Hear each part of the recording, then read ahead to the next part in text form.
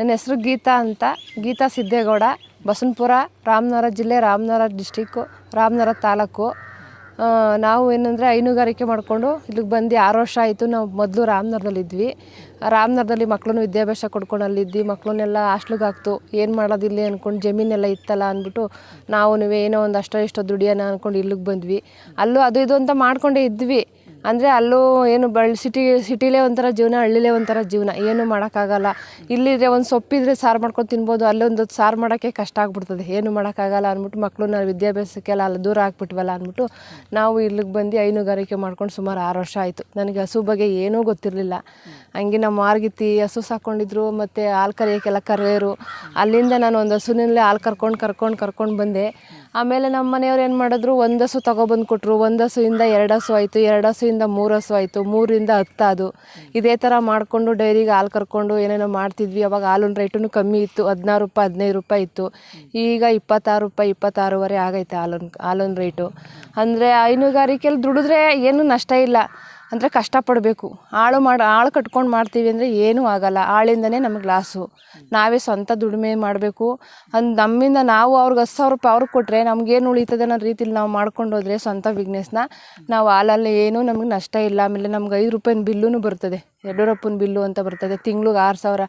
ಅದು ಬಂದರೆ ಒಂದೊಂದ್ಸಲಿ 30,000, 4 ತಿಂಗಳದ್ದು ಪೆಂಡಿಂಗ್ ಇಟ್ಕೊಂಡಾಗ ನಮಗೆ ಒಂದು 30,000 ಗಂಟ ದುಡ್ಡು ಈ ಥರ ಬರ್ತದೆ. ಏನು ಲಾಸ್ ಇಲ್ಲ. ಒಟ್ಟೆ ಸ್ವಲ್ಪ ತಿಂಡಿ ರೇಟ್ಗಳು ಜಾಸ್ತಿ ಅಷ್ಟೇ. ಫಸ್ಟ್ ಟೈಮ್ ಹಸು ತಂದಾಗ ಅದೇ ದಿಗ್ಲಲ್ಲಿ ಮಲಿಕೋತಾ ಇದೆ, ಅಯ್ಯೋ ಟೈಮ್ ಆಗೋಯ್ತದೇನೋ ಅಂತ. 3 ಗಂಟೆಗೆ ಎದ್ದು ಹಸುನೆಲ್ಲ ತೊಳೆದು, ಅದು ಸಗಣಿ ಎಲ್ಲ ಬಾಚಾಕಿ ಹಸುನ ತೊಳೆದು ನೀಟಾಗಿ ಅದರಲ್ಲೇ ಕುತ್ಕೊಂಡು ನಾವು ನಮ್ಮ ಮಾವ ಹಾಲು ಕರ್ಕೋತಾ ಇದ್ವಿ 1 ಹಸು ತಗೊಬಂದಾಗ. ಅದು ಜವಾಬ್ದಾರಿ ಇನ್ನೂ ಬಂದಿರಲಿಲ್ವಲ್ಲ. ಜವಾಬ್ದಾರಿ ಬರೋರು ಇವಾಗೇನು ಅನ್ಸಲ್ಲ. ಹಂಗೆ ಒಂದು ಅರ್ಧ ಗಂಟೆ ಲೇಟ್ ಆದರೂ 10 ನಿಮಿಷದಲ್ಲಿ ಕರಿತೀನಿ ಅಂತ ಒಂದು ಸ್ವಲ್ಪ ಇದಿರ್ತದೆ.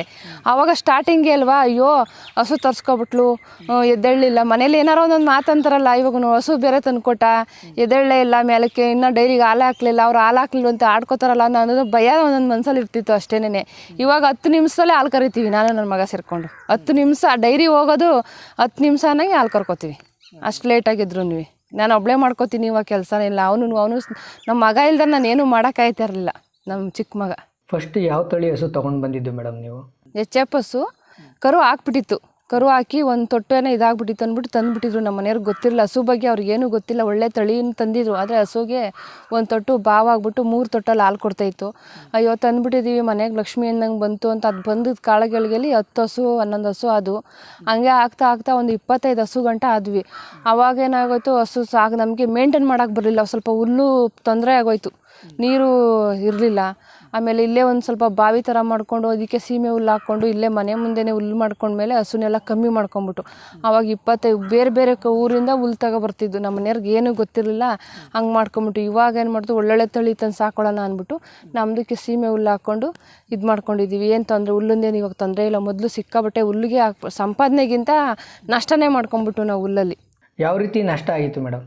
ನಷ್ಟ ಅಂದರೆ ಬೇರೆ ಊರಿಂದ ಹುಲ್ಲು ತಗೊಬಂದು ನಾವು ಅದನ್ನು ಮೇಂಟೈನ್ ಮಾಡೋಕ್ಕೆ ಆಯ್ತಿರಲಿಲ್ಲ. ಹಸು ಬಂದು ಹಾಲು ನಮಗೆ ಅಮ್ಮಮ್ಮ ಅಂದರು ಒಂದು ದಿವಸಕ್ಕೆ ಒಂದು ಟೈಮ್ಗಾದ್ರೂ 50 ಲೀಟ್ರ್ ಹಾಲು ಕೊಟ್ಟರೆ ನಮಗೆ 50 ಲೀಟ್ರದ್ದು ಮೇವು ತಿಂಡಿ ಖರ್ಚಾದ್ರೂ ಇನ್ನು 50 ಲೀಟ್ರನ್ನಾರು ಉಳಿಬೇಕು.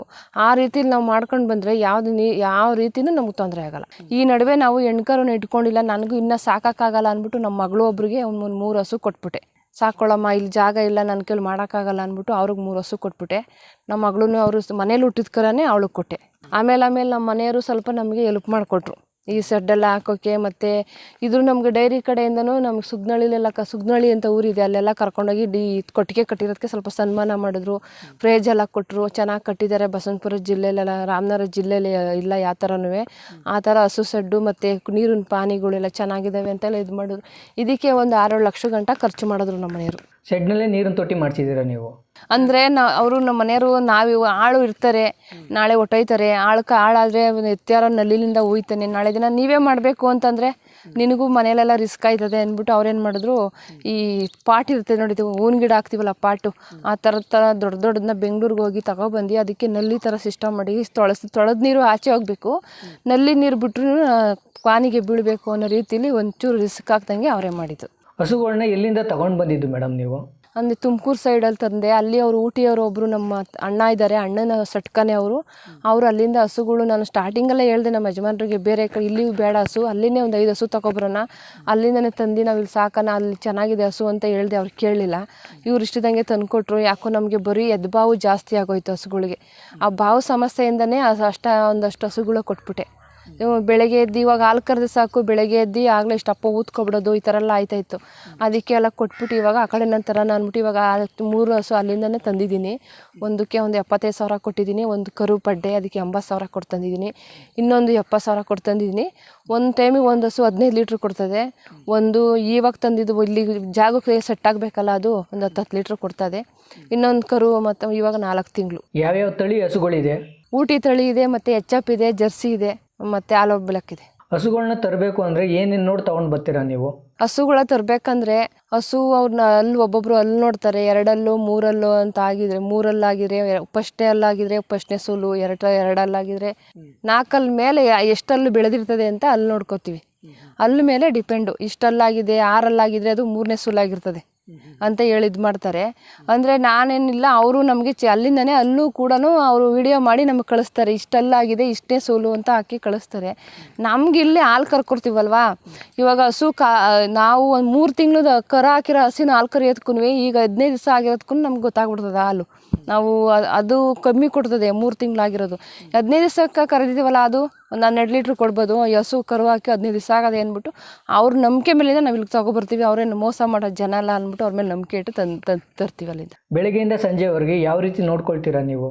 ಬೆಳಗ್ಗೆ 4 ಗಂಟೆಗೆ ಎದ್ದೇಳ್ತೀನಿ. 4 ಗಂಟೆಗೆ ಎದ್ದು ತೊಪ್ಪೆ ಎಲ್ಲ ಎತ್ತಾಕ್ಬಿಟ್ಟು, ಮತ್ತು ಟೈಮ್ ಆಗೋಗಿದ್ರೆ ನೀರು ಕುಡಿಸಲ್ಲ, ಅಲ್ಲೇ ತಿಂಡಿ ಕೊಡಲ್ಲ. ಟೈಮ್ ಏನಾರು ಅಕಸ್ಮಾತ್ ಡೈರಿ ಟೈಮ್ ಆಗೋಗ್ಬಿಟ್ಟಿದ್ರೆ ಫಸ್ಟು ಎಲ್ಲ ಕ್ಲೀನಾಗಿ ನೀಟಾಗಿ ಎತ್ತಾಕ್ಬಿಟ್ಟು ಹಸುನೆಲ್ಲ ತೊಳೆದ್ಬಿಟ್ಟು ಆಮೇಲೆ ಟೈಮ್ ಇದ್ದರೆ ನೀರು ಕುಡಿಸ್ತೀವಿ. ಇಲ್ಲ ಅಂದರೆ ಹಾಲು ಕರ್ಕೊಂಬಿಟ್ಟು ಆಮೇಲೆ ನೀರು ಕುಡಿಸ್ಬಿಟ್ಟು ನಮ್ಮ ಮಗ ಹಾಲು ತೊಗೊಂಡೋದ್ಮೇಲೆ ನಾವು ನೀರೆಲ್ಲ ಕುಡಿಸಿ ಹಸುಗಳು ಯಾವ್ಯಾವ ಹಸುನ ನಾವು ತೋಟದ ಕಡೆ ಹೊಡಿತೀವಿ, ಯಾವ ಹಾಲು ಕೊಡೋವು ಮನೆದಾಗ ಇಟ್ಕೋತೀವಿ, ಅವಕ್ಕೆಲ್ಲ ಮನೆತಾಗ ಇಟ್ಕೊಂಡು ಅದನ್ನೆಲ್ಲ ಒಂದು ಸೈಡ್ ಕಟ್ಟಾಕ್ಬಿಟ್ಟು ಆ ತೋಟದ ಕಡೆ ಫಲ ಇರೋವನ್ನೆಲ್ಲ ಆಚೆ ಕಡೆ ಕಟ್ಬಿಟ್ಟು ಬಂದು ಮನೆಗೆ ಇದು ಮಾಡ್ಕೋತೀವಿ. ತಿರ್ಗಾ 10-11 ಗಂಟೆಗೆ ಹೋಗ್ಬಿಟ್ಟು ಆಚೆ ಕಟ್ಟಾಕಿರೋಕ್ಕೆ ಹುಲ್ಲು ಹಾಕಿ ತೊಪ್ಪೆ ಎತ್ತಾಕ್ಬಿಟ್ಟು ತಿರ್ಗಾ 2 ಟೈಮ್ ಹಾಕ್ತೀವಿ ಹುಲ್ಲು. ಮಧ್ಯಾಹ್ನ 12 ಬೆಳಗ್ಗೆ 10 ಗಂಟೆಗೆ ಒಂದೊಂದ್ಸಲ ಹಾಕ್ತೀವಿ, ಮಧ್ಯಾಹ್ನ 2 ಗಂಟೆ 1:30 ಒಂದ್ಸಲ ಹಾಕ್ತೀವಿ. ಒಣ ಹುಲ್ಲು ಕೊಡ್ತೀರಾ, ಹಸಿ ಮೇವು ಕೊಡ್ತೀರಾ ನೀವು? ಬರೀ ಹಸಿ ಹುಲ್ಲೇ ಹಾಕ್ತೀವಿ. ಒಣ ಹುಲ್ಲು ಅಂದರೆ ಒಂದು 1 ಲಕ್ಷ ರೂಪಾಯಿ ಗಂಟೆ ಕೊಂಡ್ಕೊಂಡಿದ್ದು ಹಸು ಎಷ್ಟಿದ್ರು ತಿನ್ಕೋತವೆ. ಹಸುಗೆ ದನ ಅಂತ ಮೊದಲೇ ಹೆಸರಿಟ್ಟವ್ರಲ್ಲ, ಎಷ್ಟಿದ್ರು ತಿಂತವೆ ಹಗಲು ರಾತ್ರಿನೂ. ಎತ್ತು ಹುಲ್ಲು ಇಷ್ಟಪಡೋದು ಜಾಸ್ತಿ. ನಮ್ಮ ಹಸುಗಳು ಒಂದು ಕಡ್ಡಿನೂ ಬಿಡಲ್ಲ. ಎಂಥ ಕಡ್ಡಿನೇ ಆಗಲಿ, ಎಂಥ ಕಚಡ ಹುಲ್ಲಾಗಿರಲಿ ತಿನ್ಕೋತವೆ. ಹಸುನಲ್ಲಿ ಯಾವ ಪ್ರಾಬ್ಲಮ್ ಇಲ್ಲ, ಒಂದೊಂದು ಹಸು ತಿನ್ನೋದೇ ಇಲ್ಲ. ನಾನು ಒಣಹುಲ್ಲಿಲ್ವಲ್ಲ, ಇವಾಗ ಹಸಿ ಹುಲ್ಲೇ ಹಾಕ್ತೀವಿ. ಜೋಳ ಮಾಮೂಲಿ ಇದು ರಾಗಿ ಹುಲ್ಲನ್ನ ಇದರಲ್ಲೇ ಇದು ಮಾಡ್ಕೋತೀವಿ. ಬೇಸಿಗೆಲಿ ಕುಡಿಕೋತೀವಿ. ಬೇಸಿಗೆಲೆ ಸ್ವಲ್ಪ ಹುಲ್ಲಿಗೆ ಪ್ರಾಬ್ಲಮ್. ಹಸುಗಳಿಗೆ ಎಷ್ಟು ರೂಪಾಯಿ ಸಮೇನ ಹಾಕ್ಸ್ತೀರಾ ನೀವು? ಅವರು 100 ರೂಪೀಸ್ ಇಸ್ಕೋತಾರೆ. HF ಹಾಕ್ತಾರೆ. ಚೆನ್ನಾಗಿರೋದು ಹಾಕ್ರಿ ಅಂದರೆ ಫಸ್ಟ್ನೇ ಸೂಲು. ಇವಾಗ ಒಂದು ಹಸು ಕರುಗೆ ಅಂದ್ಕೊಳ್ಳಿ ಫಸ್ಟ್ನೇ ಸೂಲದು, ಅದಕ್ಕೆ ಜರ್ಸಿ ಹಾಕ್ತಾರೆ. ಅದು ಇದು ಗೆಂಡೆ ಹಾಕಿರ್ತಾರೋ ಹೆಣ್ಣುಂದೆ ಹಾಕಿರ್ತಾರೋ ಗೊತ್ತಿರಲ್ಲ. 100 ರೂಪಾಯಿ ಇಸ್ಕೋತಾರೆ, ಹಾಕ್ತಾರೆ. ನಮ್ಗೆ ಚೆನ್ನಾಗಿರೋದು ಬೇಕು ಅಂದರೆ ಒಂದು 500 ರೂಪಾಯಿಂದು ಹಾಕ್ತಾರೆ. ಇಲ್ಲಿ ಈ ರೇಟ್ ಇಲ್ಲಿ ನಾವು ಬಂದಾಗ ತಿಳ್ಕೊಂಡಿದ್ದು. ನಾವು ಇವಾಗ ಹಸು ತಂದಿರುತ್ತವ 2,000 1,500 ಸಮೇನದಂತೆ. ಒಳ್ಳೆ ತಳಿ ಚೆನ್ನಾಗಿದೆ ಹಸ ತಂದಿರೋದು ನಾವು. ಅದು 1,500 ಸಮೇನ ಕೊಡಿಸಿದ್ರಂತೆ. ಅದು ಕರ ನೋಡಿ, ಅದು ಹಸಿನ ಥರನೇ ಐತೆ. ಒಂದು ವರ್ಷದ ಮೇಲೆ 3 ತಿಂಗಳು ಅದಕ್ಕೆ. ಅದಾಗಲೇ 3 ತಿಂಗಳು ಫಲ. ಅದು ತಲೆನೇ ಬಂದು ಇಷ್ಟಪ್ಪ ಐತೆ. ಇಲ್ಲಿರೋ ನಾವು ತಂದಿರೋ ಹಸುಗಳಿಗೆಲ್ಲ ಇಷ್ಟಪ್ಪ ತಲೆ ಇದ್ರೆ ಅದಕ್ಕೆ ಇಷ್ಟಪ್ಪ ತಲೆ, ಅದೇ ಸಮೇನ ಬೇರೆ ಹಾಕ್ಸಿರೋದಂತೆ ಅವ್ರು ಅದಕ್ಕೆ ಹೇಳಿದ್ರು, ನೀವು ಬೇರೆ ಒಳ್ಳೆ ಹಸು ಥರ ಇಟ್ಕೊಂಡು ಅದಕ್ಕೆ ಈ ಥರ ಬೇರೆ ಬೇರೆ ಸಮೇನ ಹಾಕ್ಸ್ರಿ, ನಮ್ಗೆ ಗೊತ್ತಿರೋದನ್ನ ಕಳಿಸ್ತೀವಿ ಹಾಕಿಸ್ಕೊಳ್ಳಿ ಅಂತಲೂ ಹೇಳಿದ್ದಾರೆ. ಇಲ್ಲಿ 100 ರೂಪೀಸ್ ಇಸ್ಕೋತಾರೆ. ಮಾಮೂಲಿ 100 ರೂಪಾಯಿದು 100 ರೂಪಾಯಿ ಇಸ್ಕೊಂಡು ಹಾಕ್ಬಿಟ್ಟು ಇಂಥ HF ಹಾಕಿದ್ದೀನಿ ಅಂತಾರೆ. ಅದು ಗಂಡೆ ಹಾಕ್ಬಿಡ್ತದೋ ಇಲ್ಲ ಚೆನ್ನಾಗಿದ್ರೆ ಒಂದೊಂದ್ಸಲ ಚೆನ್ನಾಗಿ ಹಾಕ್ಬಿಡ್ತದೆ. ಇವಾಗ ಫಸ್ಟ್ನೇ ಸುಲಭಕ್ಕೆ ಜರ್ಸಿನೇ ಹಾಕ್ತಾರೆ. ಅದು ಹೆಣ್ಕರನೇ ಆಗ್ತದೆ ಗಂಡು ಕರ ಆಗ್ತದೆ ಅಂತ ಗೊತ್ತಿರಲ್ಲ. HF ಹಾಕ್ತಾರೆ, ಜರ್ಸಿಗೆ ಬೇರೆ ಹಾಕ್ತಾರೆ. ಅವ್ರ ಮೇಲೆ ಡಿಪೆಂಡ್ ನಮಗೆ. ಅವ್ರು ಯಾವ್ಯಾವ ಥರ ಅಲ್ಲಿ ಬದಲಾವಣೆ ಎಷ್ಟು ಹಸುಗೆ ತಂದಿರ್ತಾರೋ ಇವಾಗ ಅದ್ರೊಳಗೆ ಇದು HF ಅಂತ ಎತ್ಕೋತಾರ, ಇಲ್ಲ ಜರ್ಸಿದೆ ಅಂತ ಎತ್ಕೋತಾರ, ಕೊಟ್ಬಿಟ್ಟು ಹೋಯ್ತಾರೆ. ಸಮೇನ ಹಾಕ್ಸ್ತೀರಾ ನೀವು? ಫೇಲ್ ಆಗಿದೆಯಾ? ಸಮೇನ ಹಾಕಿದ್ರೆ ಫೇಲ್ ಆಗಿದಾವೆ, ಹಾಕ್ಸ್ತಾನೆ ಇರ್ತೀವಿ. ಒಂದೊಂದ್ಸಲಿ ನಿಂತ್ಕೊಳ್ಳಲ್ಲ. ಆಮೇಲೆ ಅದಕ್ಕೆ ಗರ್ಭ ಬೇರೆ, ಅದು ನಿಂತಿಲ್ಲ ಅನ್ನೋ ಹಸುಗೆ ಗರ್ಭಕ್ಕೆ ಔಷಧಿ ಹಾಕಿ ಗರ್ಭ ಕ್ಲೀನ್ ಮಾಡ್ತಾರೆ. ಅದು ಗರ್ಭ ಕ್ಲೀನ್ ಇವತ್ತು ಗರ್ಭ ಕ್ಲೀನ್ ಮಾಡಿದ್ರೆ ಅದು ನೆಕ್ಸ್ಟು 10 ದಿವಸಕ್ಕೆ ಬತ್ತಂದರೆ ವೀಟ್ ಹಾಕ್ಸ್ಬೇಡಿ, ಇನ್ನೊಂದು 2ನೇ ಸೆಕೆಂಡ್ಸಲ್ಲಿ